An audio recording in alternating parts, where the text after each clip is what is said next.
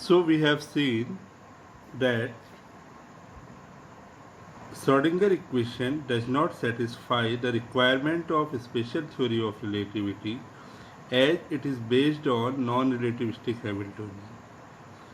Klein-Gordon tries to use a relativistic Hamiltonian in place of the non-relativistic Hamiltonian, and we see that this equation is Lorentz invariant and satisfies the requirement for the special theory of relativity.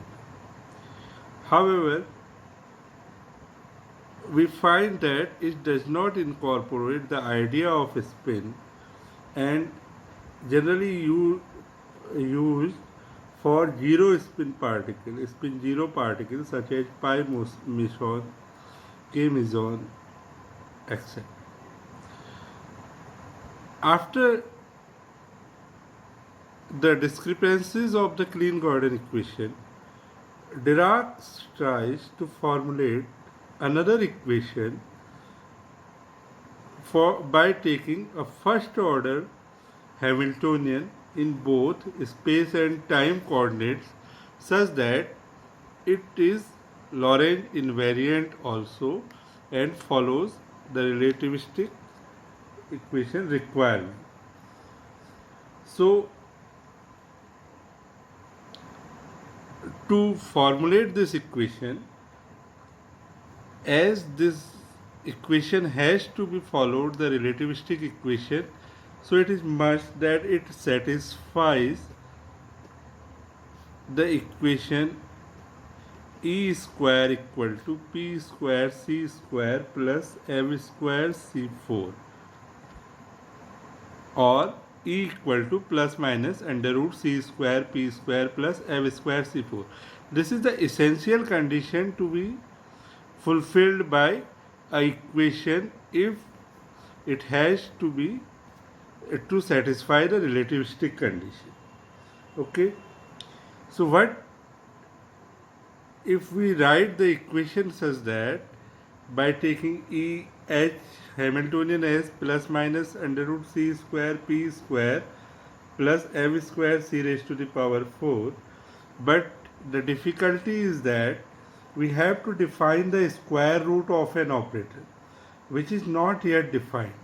So what Dirac do to formulate an equation, he write C square P square plus M square C raised to the power 4 as C alpha x px plus alpha y py plus alpha z pz plus beta mc whole square of this expression. उसने क्या किया, alpha और beta दो अलग operator लिए such that कि इस तरह से लेने के बाद इसका जो स्क्वायर हो, instead of defining the under root of this, he take alpha and beta such that the square of this expression is equal to the relativistic Hamiltonian, so that this satisfies the relativistic Hamiltonian. Now if we expand this expression, ये right hand का expression को अगर हम expand करें and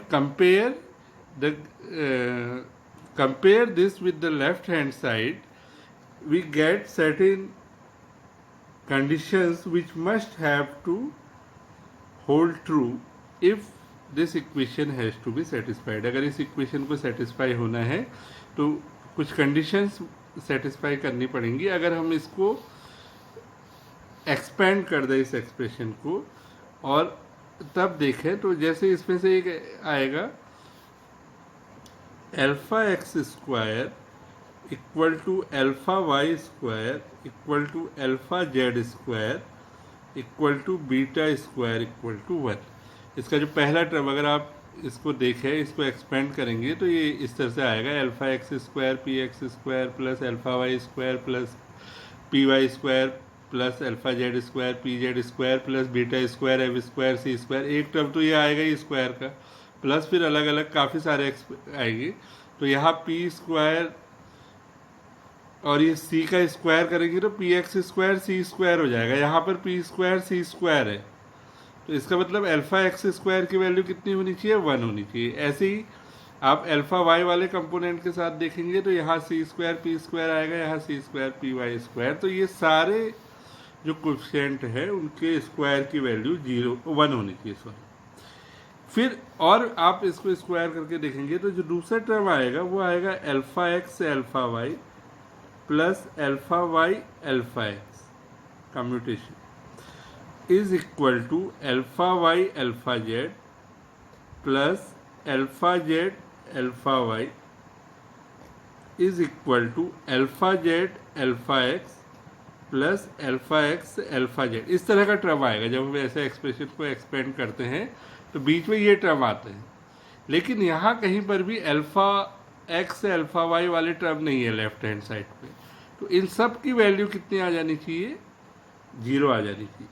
similarly इसको expand करने पर जो अगला टर्म आएगा वो आएगा alpha x beta plus beta alpha x is equal to alpha y beta plus beta alpha y is equal to alpha z beta plus beta alpha z, this is equal to 0। ये एक set of equation मिल गया हम।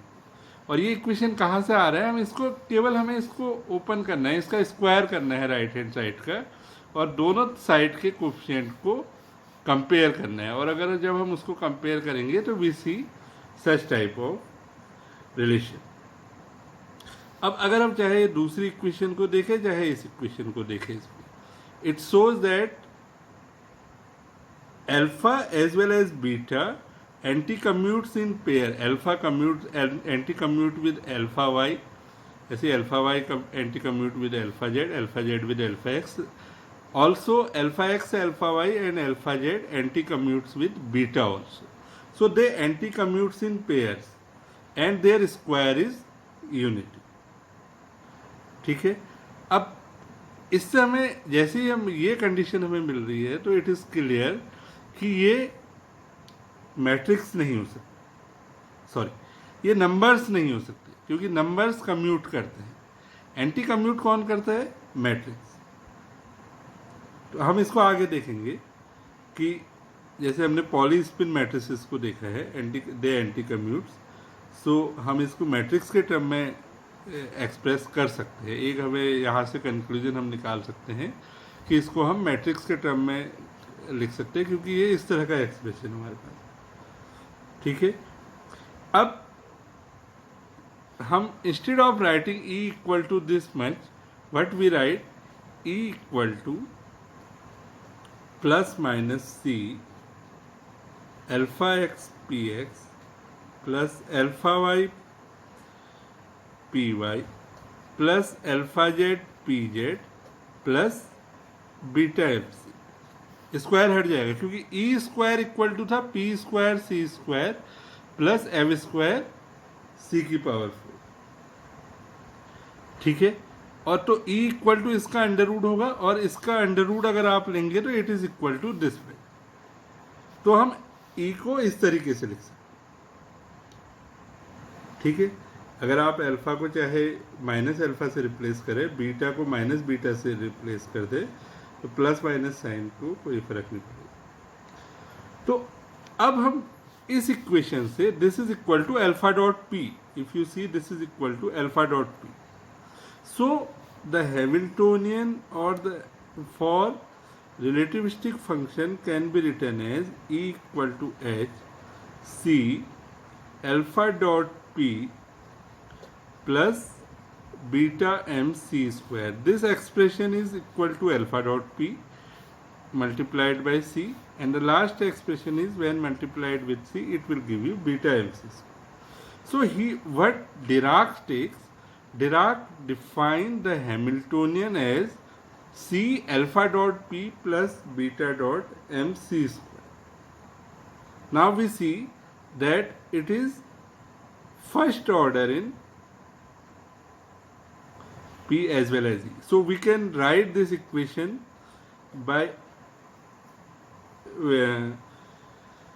replacing their operators. So we can write E psi equal to H psi and E we know that is equal to IH cross del by del T. So left hand side becomes IH cross del psi over del T. IH E psi equal to S psi. So IH cross del psi over del T. This is equal to minus IC H cross. Why minus IC H cross?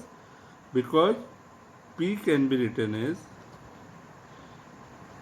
alpha x dot del by del x plus alpha y dot del dot नहीं होगा del by del y plus alpha z del by del दूसरा plus beta MC square. We replace this P by minus IH cross delta and expand it. So you can also write it as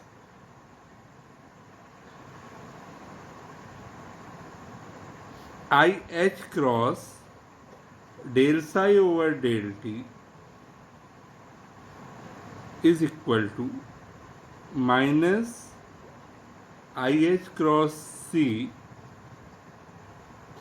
alpha dot del psi plus beta MC square psi. You can write it in this term also. So this equation is called Dirac's relativistic equation.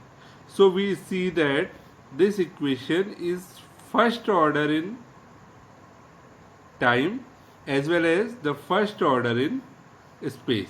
So first order differential equation in both space and time such that it also satisfies the relativistic Hamiltonian. This is the Dirac's relativistic equation for a free particle.